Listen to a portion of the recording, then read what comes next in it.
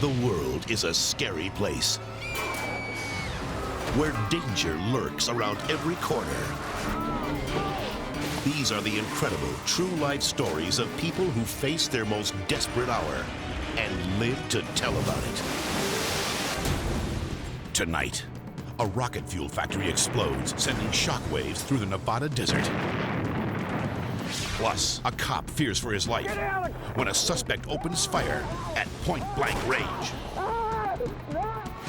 And a bobsled spins out of control, sending its riders on a terrifying downhill plunge. Then, a massive cloud of poisonous gas erupts from one of the world's deadliest volcanoes. And a spectacular crash sends a stock car flying. Can the driver possibly survive?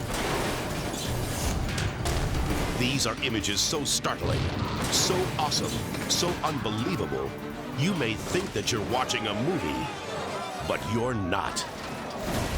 Everything you are about to see is real. Real people, real danger, real excitement. Get ready to experience the thrill of a lifetime. You are about to witness the world's most amazing videos.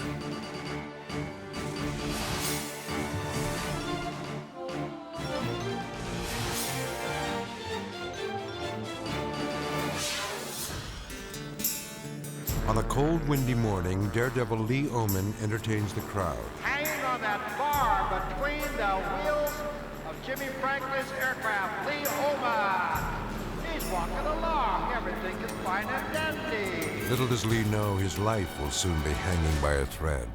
Hillsboro, Oregon. Lee attempts one of the most dangerous stunts ever conceived, the death-defying axle hang. Lee battles icy 200-mile-per-hour winds more than 1,500 feet above the ground. His airshow buddies Neil Granley and Bill Amarata are on hand to watch his new stunt. Lee was out there for quite a long time. I thought, my gosh, he's going to have trouble getting back up. Think of the chill factor with the plane going as fast as it is, and that wind on Lee was frozen. Cold and weak, Lee tries to pull himself back up, but his strength gives out. Suddenly, he slips from the bar. Now, a thin cable is the only thing keeping him from plunging to his death. A problem has happened on the airplane. Lee Oman's use of the safety wire did come into play. He would have fallen off the airplane completely if it hadn't been for the safety equipment. Lee is in big trouble and needs help fast. Pilot Jimmy Franklin attempts a dangerous dive, hoping to flip Lee back up to the plane.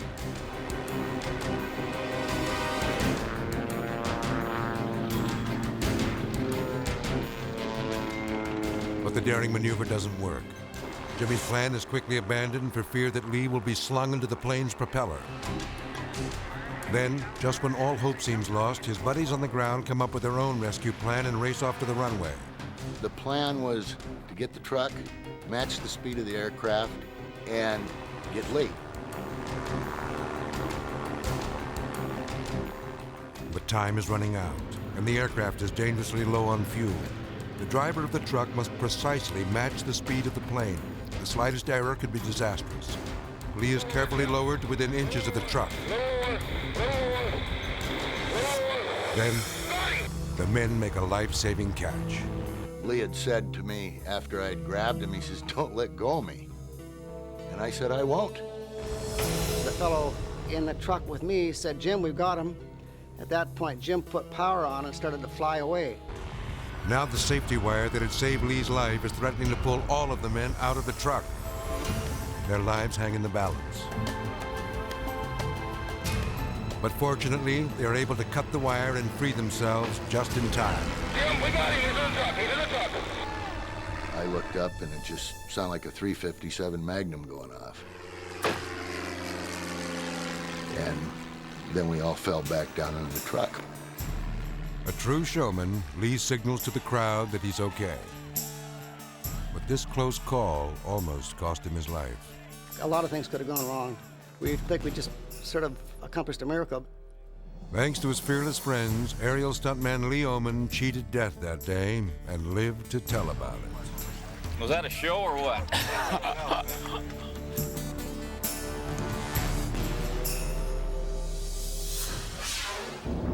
Anchorage, Alaska. It's a quiet summer day at the zoo when the calm is shattered by a blood-curdling scream. Oh my God! Oh my God!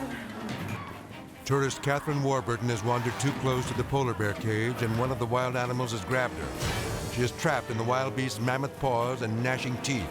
Can somebody call someone? Somebody's coming. Get a tranquilizer gun!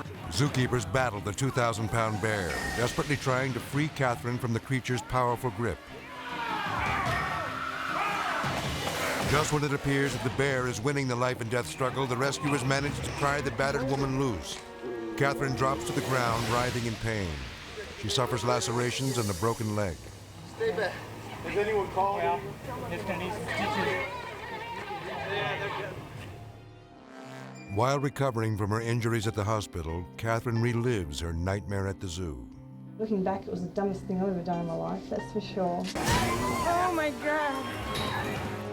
Ever since Catherine's horrifying ordeal, zoo officials have taken drastic measures to prevent attacks like this Get a tranquilizer gun! from ever happening again. Fire department, emergency. We need the fire department. All you can get here immediately. What's the problem? We just had a big explosion and everything's on fire.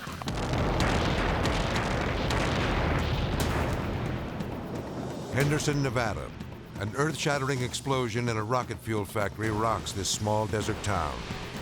This explosion is huge. This is scary. It looks like a mini atomic bomb actually when it goes off. Rodney McCarroll is working in a nearby factory when he feels the blast. He recalls the panic. I remember a man running down the road, run. The place is going to be blown off the earth. And I went, what? And he said, the place is going to be blown off the earth.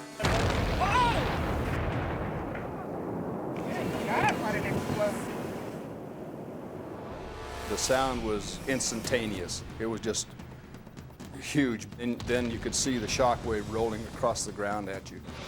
The shock wave is so powerful that it destroys much of the town. At that point, I felt that anybody who was within the area surely must have lost their life. Got out of our cars and started walking, and the explosions just blew us straight up in the air. Unbelievable. Oh, it just blew again. It threw me about 60 feet through the air and put me through the wall of the office. There were people running out of the desert. I mean, a lot of people running out of the desert that had been injured by falling down or, the blast had blown them sometimes 50 and 75 feet. Still trapped inside the burning factory is Roy Westerfield. He knows that without emergency help, his friends will die. So instead of saving himself, he stays behind to call 911. Fire department of the engineering, 8201 Gibson Road. In Henderson, emergency. We need the fire department. All you can get here. Roy's courage doesn't surprise his wife, Janet. I don't think that he was even concerned with himself at all. Roy just wanted to get his people out of the building. He wanted them to be safe. Because Roy is disabled and has difficulty walking, he knows he can't make it out in time. But he refuses to let his friends risk their lives to help him escape. He knew that if they tried to help him, all that would have happened was they would have added one more casualty onto the list. Seconds later, another blast. Wow, it's an inferno. With a force equal to a 3.5 magnitude earthquake, it's the biggest explosion yet. Did you let deep? You can't tell me people got out of that. Oh, no. Now the town looks like a war zone. And it was the eeriest feeling. Driving down this road, there was debris all over the asphalt road.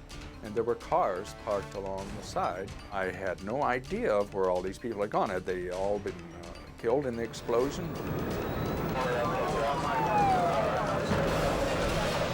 The injured are rushed to the hospital in desperate need of medical attention.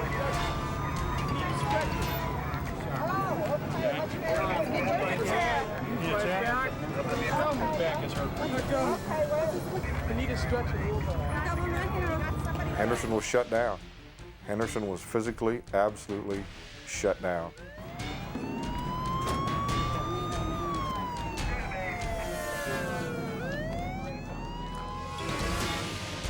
Tragically, the one person who stayed behind to call for help didn't survive.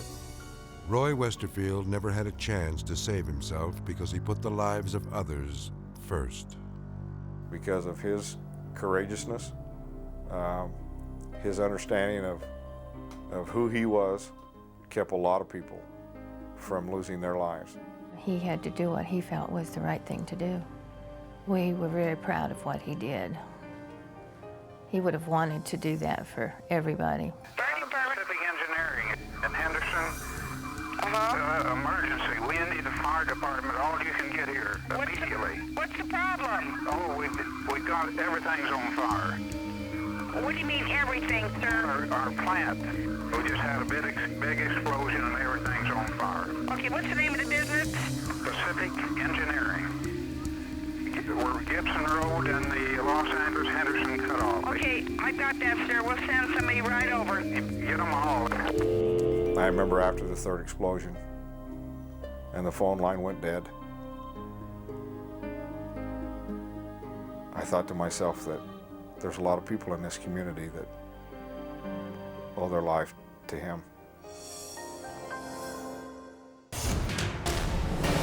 Coming up, a hellish blast sends a firefighter up in flames.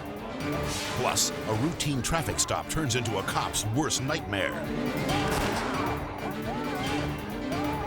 And a raging river swallows a group of terrified teens, and a courageous rescuer is their only hope for survival.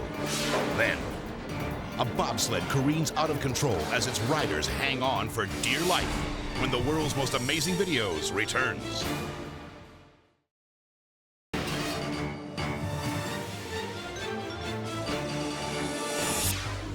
San Diego, California. Lifeguard Charles Davey is demonstrating how to fight a fire at sea.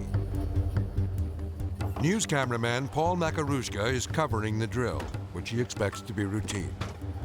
That's how it was supposed to be. Go down there and get some video of them training on how to put out fires. I wasn't even going to talk to anybody. It was just going to be just a video. After dousing the boat with gasoline, Charles gets ready to torch it. But he gets a lot more than he bargained for.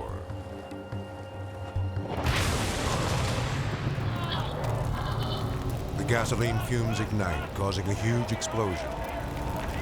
Charles disappears from sight. I didn't know if he was alive or if he was dead. I thought he was dead. I really did. I didn't think anyone could survive. The fireball knocks Charles off his feet and the boat is completely engulfed in flames. Seconds pass and still no sign of him. Then, just as a rescue team pulls alongside the burning wreckage, Charles emerges from the fiery inferno. My breathing apparatus had got hung up on the bottom of the boat, and all I could think of was the boat's going to go down and I can't get up, or I'm going to burn.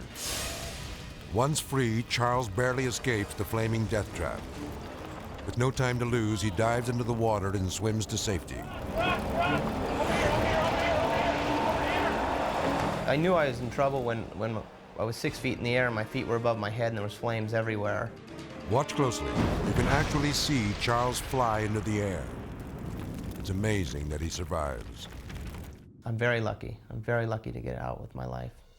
The day before his near-fatal accident, Charles found out that his wife, Janine, was pregnant. Now there are 2 extra people who are glad that he survived. His newborn twins, Max and Sydney.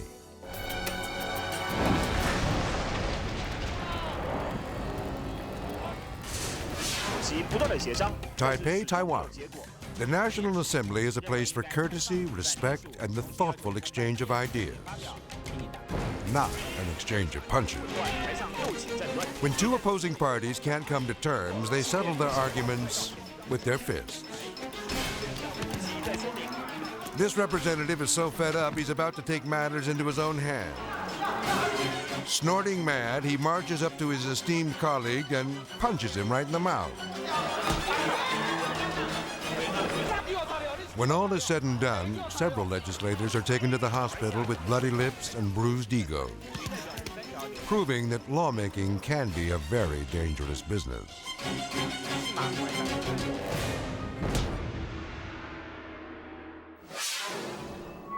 Cedar Hill, Texas. I've got somebody in the vehicle now. Stand by. Officer Aaron Barnes approaches a motorist parked a few hundred yards from a car dealership. The business has been the target of several robberies, so Barnes has reason to be cautious. How you doing, sir?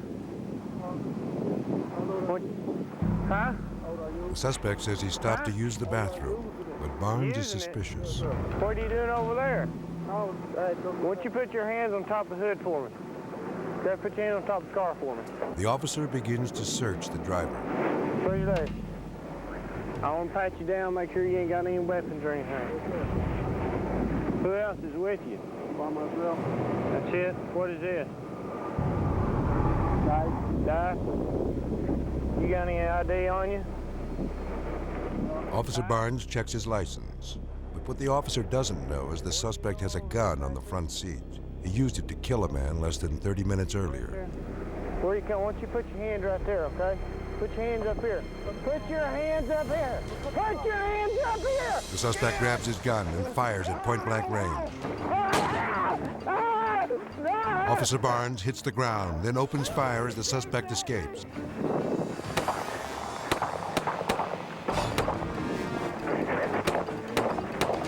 Seconds later, a backup police unit arrives. Barnes cries out from the darkness. Tell me he's I don't think he shot me. He's in the field behind the school. He's in the field running towards the car company. Have I been shot? Where you at? I'm right here. As soon as I grabbed his head, I could feel a wetness in his hair. And I thought that it was blood because he said that he'd been shot. Where you hit? I think I'm hitting the head. Look at in a minute, Jesus. Lay down, okay?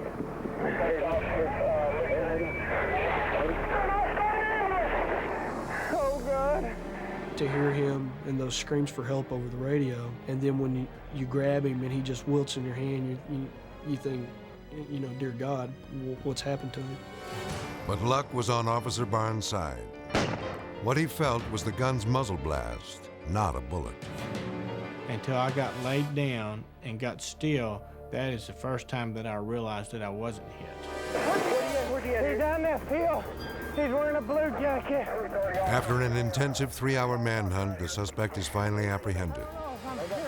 Officer Barnes' near-fatal encounter has changed his life forever. I never saw the gun until he actually turned around, spun around, and put it to my head. That's the first time that I saw the gun. And that's when he made the move that saved his life. So I tried to pull the gun down. I knew I couldn't take a headshot. I knew I'd never survive a headshot. So I said I'd take it in the chest. I had a vest on, and I figured that it would stop the penetration. As the officer wrestles for the gun, the suspect pulls the trigger. Fighting for his life, Officer Barnes fears that his children will see him die on this videotape. After it went off, you know, I thought I didn't want to die. I had my kids, and I didn't want them to see this. We do have an officer down. To this day, Barnes is overwhelmed by all the support he has received from his fellow officers. We had a departmental meeting, and I met everybody at one time, and they watched the tape, and I got up and I told them thanks. Thanks for all the stuff that they did.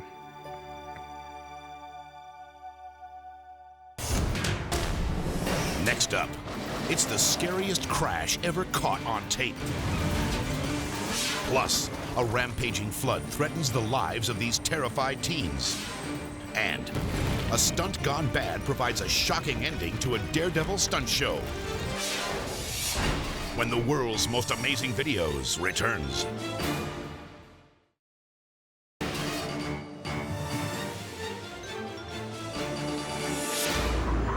Melbourne, Australia. An international stock car race enters its final laps. Driver Graham O'Brien in the blue car fights his way toward the front of the pack at speeds of 140 miles per hour. Coming out of the turn, O'Brien makes a move to pass. And then, disaster. He collides with another car, flipping him end over end. Watch again. The yellow car brakes to the inside just as Graham is trying to pass, triggering the impact that launches him off the track. O'Brien's car is ripped apart in midair and flipped a total of 14 times before finally coming to rest.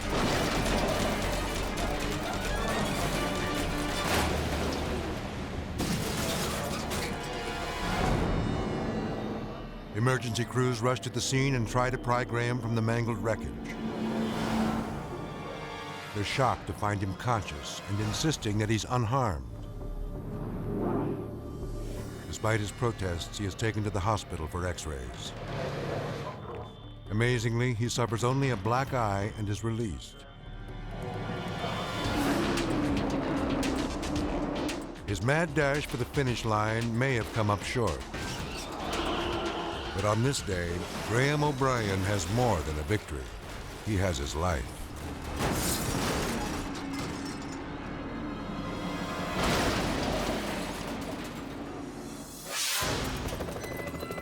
Comfort, Texas. Torrential rains have caused the Guadalupe River to overflow its banks. The rising floodwaters have trapped several teenagers who are clutching onto the trees for dear life. Chris Ray is one of them. The current was basically just ripping you off the tree limbs, and you had to use every bit of your strength just to hold on to that tree. I pretty much had made up my mind that I wasn't going to be alive anymore. Then suddenly, over the roar of the raging river, Chris hears the welcome sound of a helicopter. I'm sitting there thinking, there's no way he's going to see me. I'm up under this tree. I just pretty much started praying. It's like, God, let them see me. Luckily, the rescue team spots him and positions their chopper above the trees. They throw Chris a rope, and the exhausted teenager ties it around his chest. It started going through my mind, how am I going to hang on to this rope? My strength's already gone. As the helicopter slowly lifts him up, Chris realizes that a single piece of rope could mean the difference between life and death.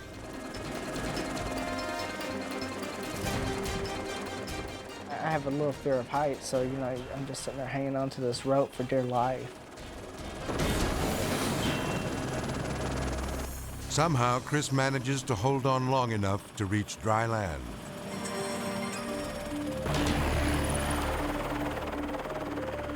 One of the rescuers races over to find out what happened. He is shocked by what Chris tells him. How many are there of you? There's a bus over there, 40. How many? 40? In the bus? Well, the bus, we all got off the bus wherever the bus started going down. His face just went pale white. He's like, how many? I was like, there's about 40 in there. Only now does the rescue team realize they've got a disaster on their hands. Chris had been riding in a bus filled with teenagers when it stalled alongside the flooded riverbank. Then, a ferocious wall of water swept all of them away. We got on the bus because the bus was going under, and we went to the nearest tree, and the water just pulled us under. We grabbed hold of the tree, and then the bus hit the tree. And some people fell off, we were held the limbs, and we started floating. I don't know how we lived. The rescue crew has to move quickly to save Chris's friends, who have taken refuge in the trees. Pilot Kenny Meadows rushes to save the teenagers before the deadly river claims them. When we got there, the river was still rising.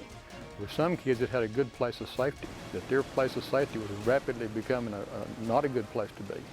And as the water rose, they had to turn loose in one place to try to grab onto something else. You see a couple of them just fall out of the tree, and you're trying to reach for them, but there's just nothing you could do to grab them to help them. Time is running out. We didn't know where to start. We saw so many people in the river, we didn't realize, how we were going to be able to get them out. Unfortunately, there is only one helicopter to carry out all the survivors. To make matters worse, the chopper isn't equipped for this kind of rescue operation. Because the rope is so short, Kenny is forced to fly dangerously close to the trees. Well, if you were to get a rotor into a tree that had any size limbs to it, of course it would be a crash. It would be a disaster. There was times that our blades were probably clipping little leaves, trying to get down closer to somebody and get them. Soon, military choppers arrive with special equipment. A soldier drops down to lift one of the kids out of the trees as the river rages below at more than 70 miles an hour.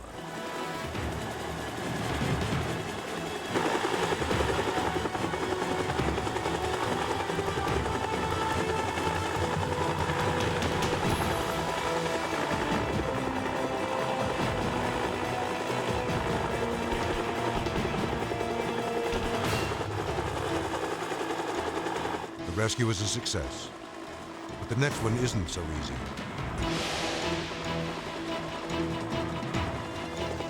The frightened girl clings to a nearby tree. She barely has the strength to hold on.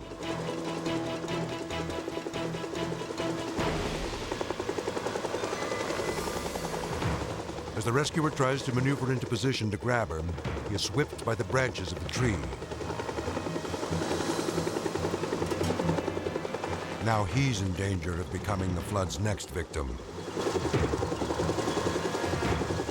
But he's not about to give up without her. He makes a second attempt. He reaches for the girl, but she's too scared to let go. Suddenly, he loses his grip. Now, barely hanging on over the deadly current, he musters the strength to pull himself back up. Then he reaches for the girl again. This time, he's got her.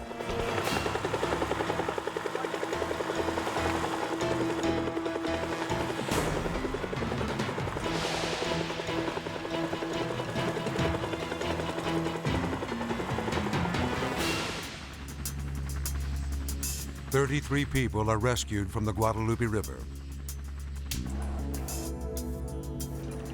The ravaged church bus is a painful reminder of this terrible catastrophe. Looking back on his near-death experience, Chris Ray remembers that fateful day. I felt like there was still a lot that I wanted out of my life. I wanted to have kids. I wanted to be married. And so there's a lot that, was going through my mind. I was wondering, is this it? Is this my, my last time I'll ever have with my family? Chris has returned safely to his parents, but other families aren't so lucky. It was very hard. It's still very, very hard. Because we love the parents and we love the kids. And even though mine was okay, I still wanted theirs to be okay. I wanted all of them to be okay. Chris is alive today thanks to the courageous efforts of the rescue team who saved him and many of his friends. This is the stuff that heroes are made of.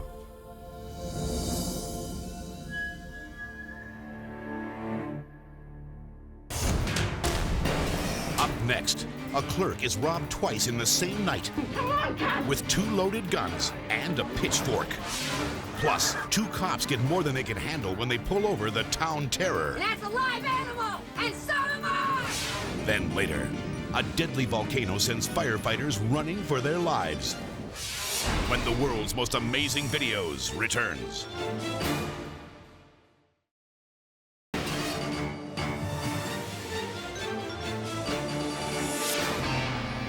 Wanganui, New Zealand. Daredevils Tony Manfredos and Thomas Canara are gearing up for the grand finale of their death-defying stunt show. They plan to drive through a wall of flames and explode their car into a giant fireball. This dynamic duo has performed the risky routine dozens of times before, but when lethal explosives are involved, there is no guarantee of safety.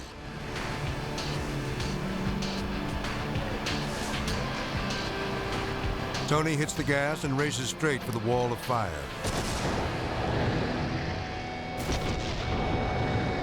The impact sets off an incredible display of pyrotechnics.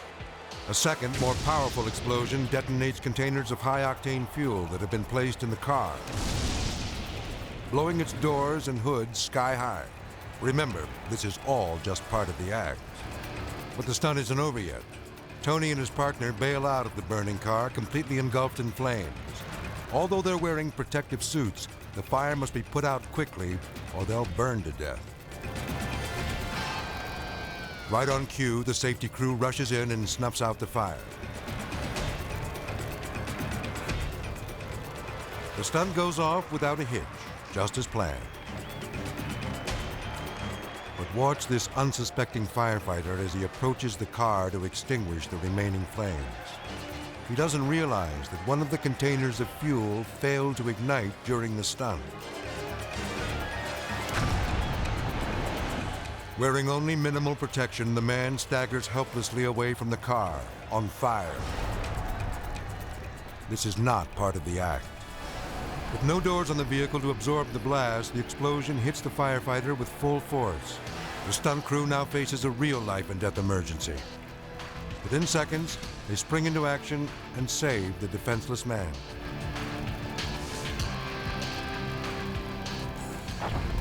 Thanks to the crew's quick response, the firefighter walks away from the shocking explosion with only minor injuries. Queensland, Australia.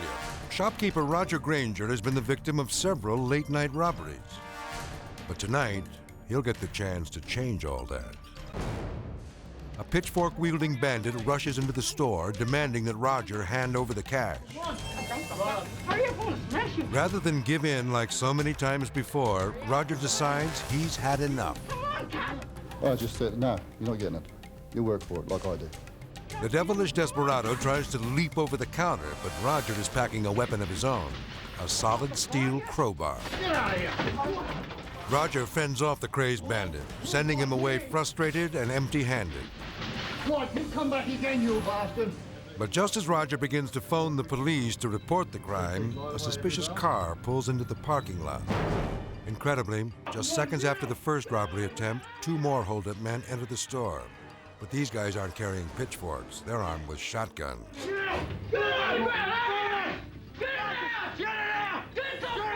Staring down the barrel of 2 loaded guns, he wisely forks over the cash. Roger loses this round, but gets the last laugh when he reports the robber's license plate number to the police. Despite numerous robberies, Roger continues to operate the store. But these chilling images serve as a frightening reminder that the good old days of the friendly neighborhood grocer are no more. Berea, Ohio. When police officers Chris Holmes and Robert Surgener pull over a woman for reckless driving, they recognize her as Alberta, the town terror. All right, well, I need you to sign up here. You want me to sign that, and Okay. I do not agree to sign it. Right. Do you understand? There was always the chance when you gave Alberta a ticket, you were asking for a fun time. Well, I just realize explained you it. have the authority, and I Right. can also say I do not care to sign it as it is written up. Well, then you can subject yourself to going to jail. When Berea's most notorious driver refuses to sign her citation, all hope for a routine traffic stop is lost. Did you read what he wrote? The court Did you read what he wrote? Yes, he did. The court requires that you sign the ticket. I had experienced this with Alberta before. She starts to crank it up, and as the anxiety level gets higher and higher, you can see the veins on her neck starting to pop out. Do you hear what he said? The persons were on Bagley Road. Hey, Alberta, this is an offense that you can go to jail for. I realize that. Okay. Finally, Alberta gives in and signs the ticket. You'll get it signed, okay? But did you hear me ask him nicely the first time? Sign the ticket. Okay. Here is my signature, and I will tell you why it's this way. There's my signature, and here you are, sir. And there's your bullets, and there's your gun. And the first time I said specify where the people are that I endanger. Do you understand? You're very Okay, clear. you endangered people in I am leaving now. You got your signature. Suddenly, she turns her car on the officers and tries to make a getaway. Get out of the car. Get out of the car. No. Get out of the car. No, sir. Get out of the car. No, sir. This reckless maneuver buys her a ticket to jail. I signed your paper. Do you hear it? This is my personal property. Turn around. Turn around. This is my personal property, and you have offended me. Do you hear me? And you will take care of my cat when you say roll down the window. Although handcuffed in the back seat of the patrol car, Alberta is far from muzzled. She still has plenty to say. Those are my glasses. You can get my glasses and my key and my cat because I pulled in a lot of your requests and I sat there for 15 minutes while you were writing me up. And that's a live animal. And so am I. And yes, your mother screams too. Alberta's reckless driving days are over. As soon as the judge saw what these officers had been put through, he took away her license for good. Still to come, it's a dark day in darkest Africa when a charter plane crashes in the bush. Plus, a runaway bobsled spins out of control, threatening the lives of its 4 terrified riders. And a gigantic cloud of poisonous gas explodes from a killer volcano, a natural disaster caught on tape. When the world's most amazing videos returns.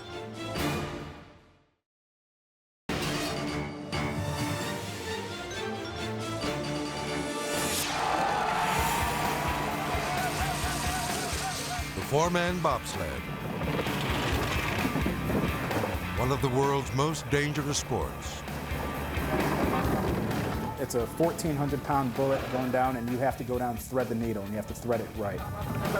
No seat belts, no airbags, no brakes. There's very, very little room for error.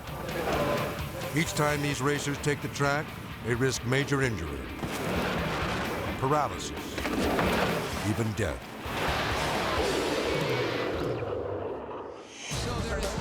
Lake Placid, New York. The U.S. bobsled team digs in at the starting gate. This notorious stretch of ice has taken its toll on many racers.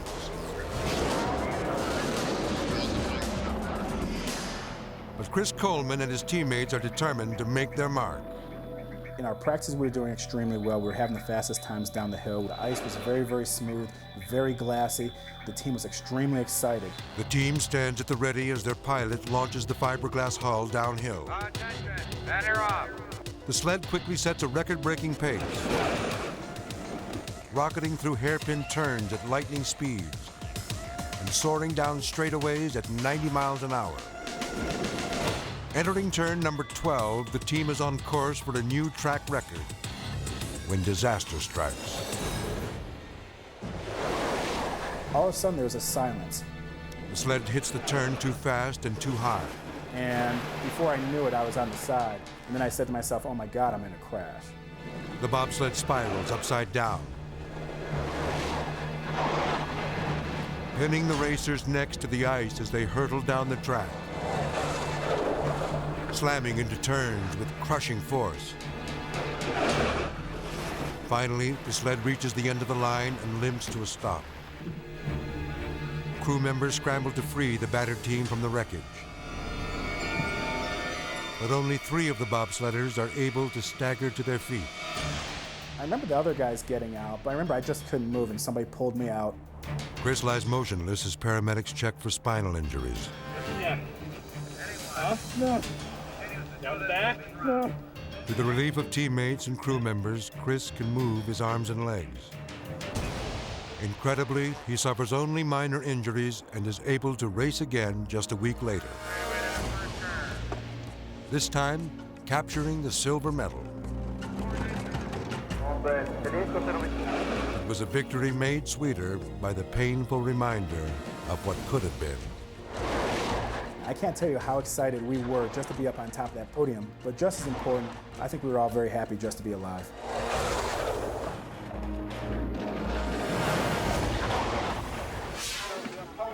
Yeah. Zambia, the bush country of southern Africa. Hank Boysick and his buddies are going on a safari. They've brought along a video camera to capture every exciting moment of their expedition. Their small plane barely makes it over the hills at the end of the runway. Then the pilot turns to the group with startling news. The pilot said, hang on, I think I'm a bit overweight. It gave us a little bit of a fright, but we were in the holiday mood, so we forgot about it. We're filming, okay? It's likely to overweight. Wait. Oh, that's good. They don't realize that the overloaded plane is losing altitude, and fast. When the pilot went for the field, which I recognized as not being the airstrip, I said, no, no, no, no.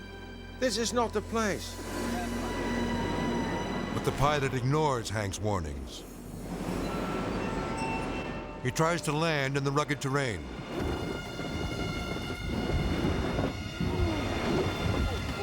But when the plane slams violently into the ground, the pilot panics and shoots back up into the air. And he tried to pull up. We went up. We saw the blue sky from going up. But we went so steep up that the alarms went off.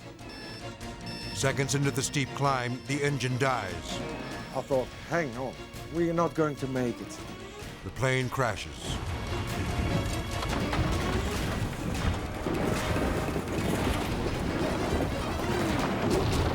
Its right wing exploding into flames. It was silent for half a minute. And then you saw the flickering flames. Then I realized we're getting roasted here. Get out! Somehow, the group manages to escape the wreckage. There were no landing gear anymore. Engine was off. Part of the wing was off. Miraculously, the men survived the fiery crash. But now, they find themselves stranded in the middle of the African bush. But luck is on their side.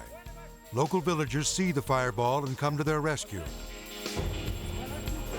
After watching their horrifying vacation video, Hank and his friends feel they are blessed. Thank you, Lord, that we got ever out of this plane.